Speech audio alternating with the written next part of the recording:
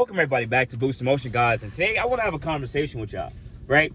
Your guys' trade-ins are literally being lowballed. You guys are getting lowballed, and why is this important? Why you guys should really care about this? But before I get into the video, guys, please, if you're part of the Boost Emotion family, I already know you guys hit the like button. Thank you, and I really appreciate your support. And if you are new to this Boost Emotion channel, I am Boost Emotion. I am a car enthusiast. I am a car buyer, regular person just like you, just reporting the news. So if you like videos like this and like other content, definitely check out my channel. And if you like it, hit the subscribe button with the bell notification.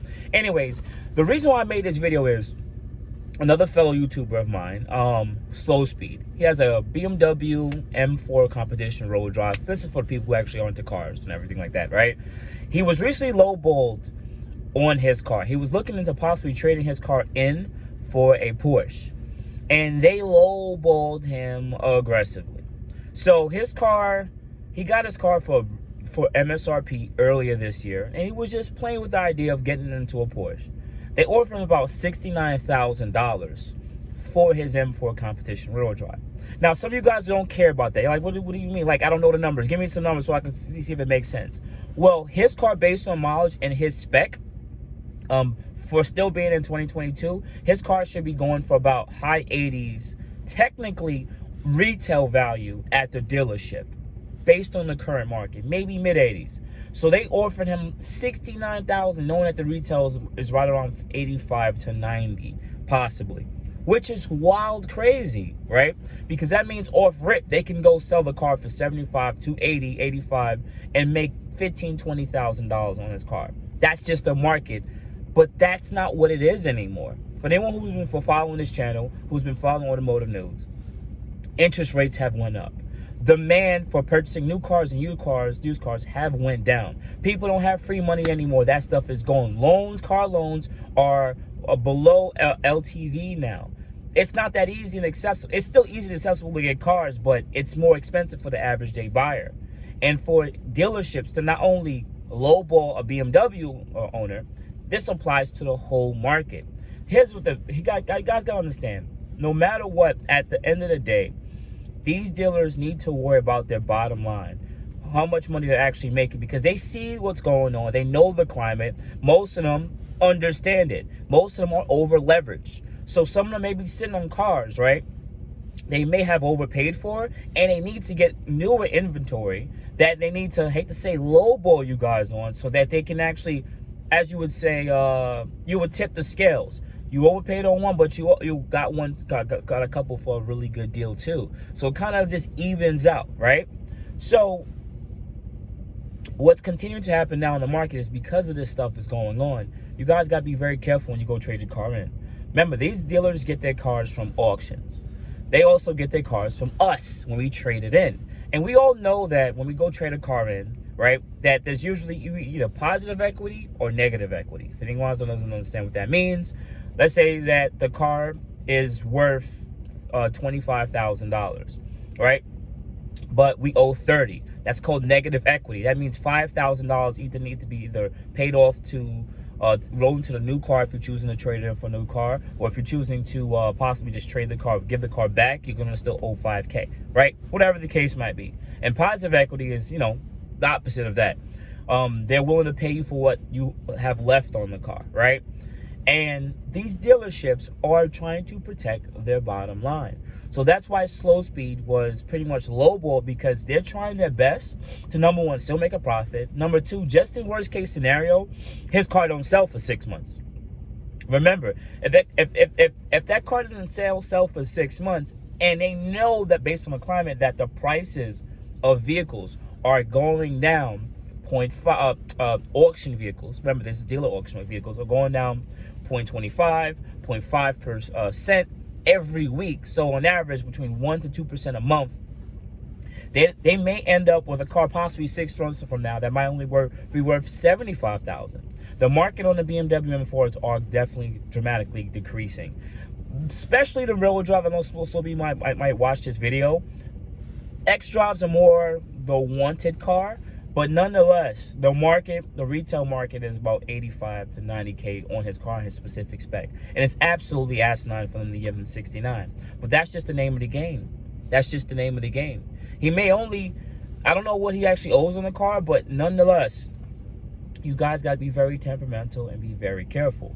I'm in my Mercedes C63. I bought this car. It's a 2015. I bought this car in 2021 March of last year, or whatever this video showed, but in March 2021. Now, I did get the cheapest C63 in the nation, if no one doesn't know. I bought the cheapest C63 W02 in the nation, period. And I owe about mid to low 30s on the car, right? Now, I did do a couple of estimates from different dealerships and everything. Not from specifically Mercedes, because they can buy this car if they wanted to. But I did do like Carvana, Vroom, and these other little companies just to see how much they would offer it. And I had a wide variety. Carvana offered me like the most at like 35. But I was getting offers from like CarMax and... CarMax told me I had to come up there because they wanted to make the best estimate in person. But like Vroom and all these other companies offered me like high 20s.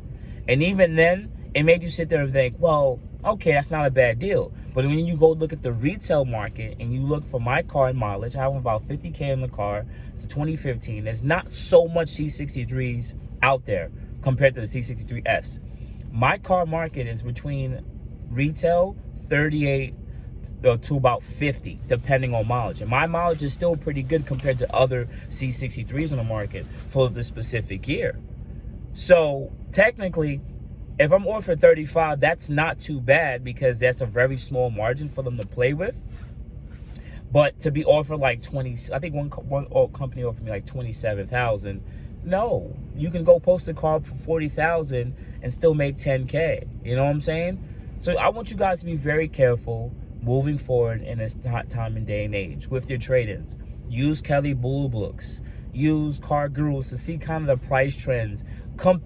Look at the retail price of that vehicle and look and say, they're offering me, let's say that your car is retailing for 40,000, similar specs, similar mileage, and they're offering you 25% less than that price. Do not go for it. You're getting played. You don't even need a Kelly Blue Book. You just look at it and say you're getting played. Do not. I would say at the end of the day, try to get as close. If you do have a loan on the car, try to get as close as you can based on how much you owe from what they're willing to pay. Argue for that negative equity. If you negative equity 10K below, I'm sorry, man. That's it's hard. Depending on retail, those prices, sometimes it's just gonna suck. But in other cases, be very careful and temperamental in these situations because I don't want you guys to get screwed over, and it's not fair to you guys. It's really honestly not fair to you guys to get screwed over. And I believe we still have enough power in our hands as the consumer on being careful. If you know you can still, if you're not rushing to get out of a car, if those payments are not killing you, if honestly you could just wait. And as some people would say, but waiting, your wholesale value is going down. Yes, they're going to continue to lowball you. But if you don't need it, just sit there and wait. Let the market adjust. Remember, there's a lead and a lag.